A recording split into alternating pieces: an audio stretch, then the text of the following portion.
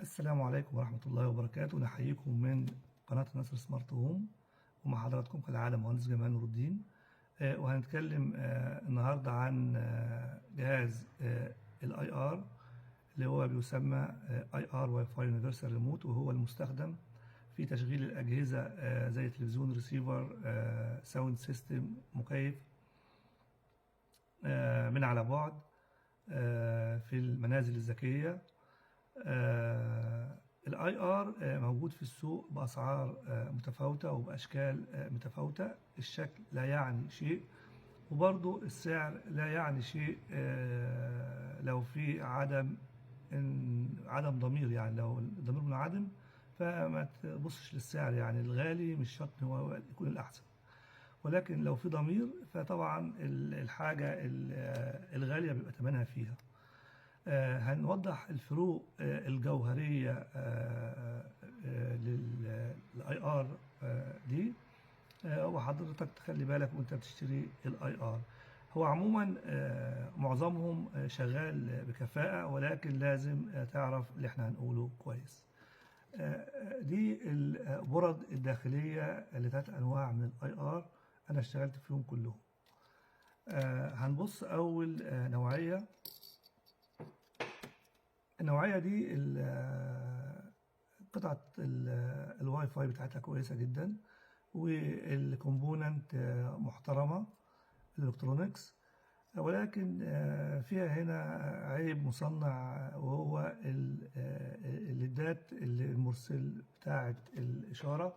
الأجهزة صغيرة جدا، والكواليتي بتاعتها مش أحسن حاجة، ومرصوصة بوضع مش كويس. يعني محطوطة في نص البوردة. الجهاز لما بيتحط كده ما بيعرفش يرسل لك الإشارة 360 درجة، إلا إذا كان يعني قريب جدا من الأجهزة، لأن البوزيشن بتاع الليدات مش موزع توزيع منتظم على حواف البوردة. ولكن لو اتحطت في الوضع ده والأجهزة تكون قدامها في اتجاه واحد، فبتغطي مسافة 13 متر، وأنا جربتها واشتغلت فيها. واللي بيجي ياخد مني شغل بقول له حاول حضرتك إنك توصلها أو تحطها أو تثبتها في الوضع ده قدام الأجهزة. تمام. فلازم البايع يوجه العميل عشان يشغل الحاجة بكفاءة. في بوردة تانية موجودة معانا، وهي بوردة برضو محترمة، الكومبوننت بتاعتها محترم، ولكن البائع هنا موزع، أو المصنع سوري، المصنع موزع الليدات بتاعة إرسال الإشارة توزيع محترم 360 درجة. يعني لما بتتحط في الوضع ده بترسل السيجنال لأي اتجاه للأجهزة، وبتغطي مساحة 8 متر من كل اتجاه، لأن قوة الليد قليلة شوية، ولكن هي محترمة جدا. و8 متر في كل اتجاه مش مسافة قليلة، ده مسافة كويسة جدا. الحاجة الثالثة اللي اشتغلنا بيها البوردة دي.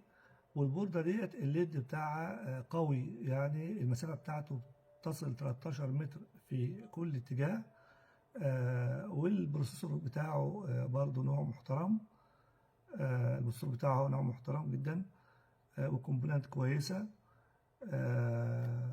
القطعة ديت من أحسن القطع اللي اشتغلت بيها بأمانة، وبتغطي 360 درجة، 13 متر من كل اتجاه. وأنا بتهيألي ممكن تغطي أكتر من كده، لأني معرفتش أجرب، لأن المعرض بتاعي الطول بتاعه 13 متر، فما كانش عندي مساحة إن أخرج بره وأجرب يعني. وانتوا بتشتروا اتأكدوا ان الجهاز يا اما بيغطي معاكم 360 درجة ومسافته تكون كبيرة، عشان لو حطيتوا جهاز في الوسط بتاع الهول او في المكان بتاعكم يقدر يغطي لكم الأجهزة في كل اتجاه. لكن لو حضرتك عندك أجهزة في اتجاه واحد، فالقطعة التانية هتشتغل، ولكن لازم البائع يوجهك يقول لك ان شغل القطعة دي، او البوزيشن بتاعها هيبقى في الوضع ده، وهتشتغل معاك بكفاءة ايضا. يا رب رب تكونوا يعني استفدتوا من المعلومة دي. وأي حد عنده سؤال أنا تحت أمره. في كمان حتى عايز أتكلم عليها. معظم الاي ارات الموجودة أو كلها تقريبا في نوعيات معينة من المكيفات لما بتيجي تعرفها على المكيف ما بتعرفلكش الريموت فول، ولكن بتعرف فقط مفتاح الباور. ده لأن الريموت أو التكييف بيبقى اولد ستايل.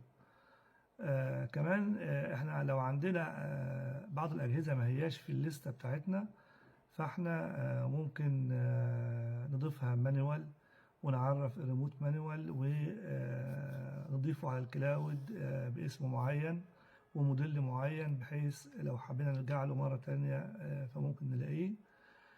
والأجهزة بتاعت الاي ار دي من الحاجات المحترمة اللي تم اختراعها، لأنها بجد يعني تحفة. بتغطي جميع الأجهزة الكهربية اللي شغالة بالاي ار في مكان واحد. في معلومة تانية عايز أقول لحضراتكم عليها. في بعض الناس بتاخد الأجهزة الاي ار ديت وبتبدأ تعرفها على الأجهزة عندها، فبتيجي عند جهاز معين وفي الغالب بيبقى تلفزيون، ويقولوا لنا لا التلفزيون مش عايز يقبل. فبعد ما بنتعب معاهم بيتضح لنا ان الريموت بتاع الكنترول ما هوش انفراريد ولكن بلوتوث. فيا ريت الناس تخلي بالها من النقطة ديت وتعرف ان الأجهزة دي بتشتغل على الاي ار فقط، ريموتات الاي ار مش ريموتات البلوتوث. وبكده احنا انتهينا من الدرس بتاعنا، يا رب تكونوا استفدتم. وأي سؤال احنا تليفوناتنا موجودة واحنا ما بنبخلش عن أي حد بالإجابة. والسلام عليكم ورحمة الله وبركاته.